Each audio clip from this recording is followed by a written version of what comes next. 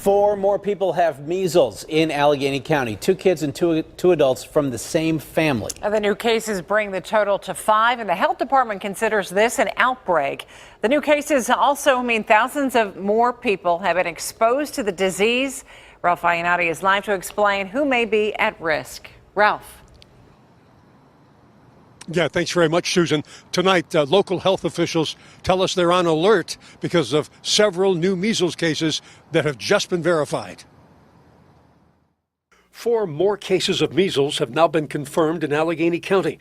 Health officials say the new cases are not linked to other current measles outbreaks in several spots around the nation.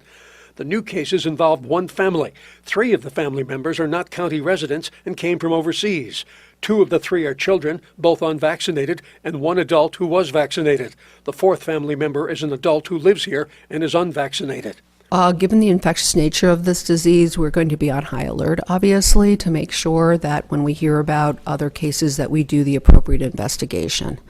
Our hope, obviously, is that there will be minimal additional cases. One of the family members who is now hospitalized was at this Enterprise rent-a-car location on Babcock Boulevard. Officials say the exposure there was just yesterday between 2 and 5 o'clock. Another family member who is now recovered was infectious while traveling, and that public exposure at Pittsburgh International Airport would have occurred on Tuesday, April 16th, between the hours of 7:30 and 10 o'clock in the morning. The most important thing you can do to prevent measles is to get vaccinated. We recommend that all children get vaccinated at 12 to 15 months and 4 to 6 years. All adults should have at least 1 MMR vaccine. And if you were born before 1957, you're considered immune to measles.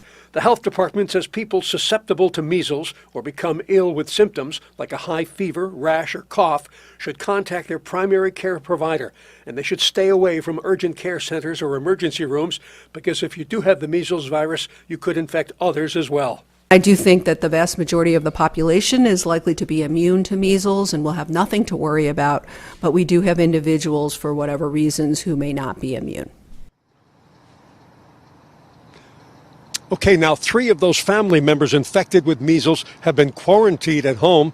Health officials tonight would not say where that home is or identify where the 4th family member is currently hospitalized. However, we were told tonight the patient is in a special isolation room with no risk of exposure to other patients, visitors, or healthcare workers.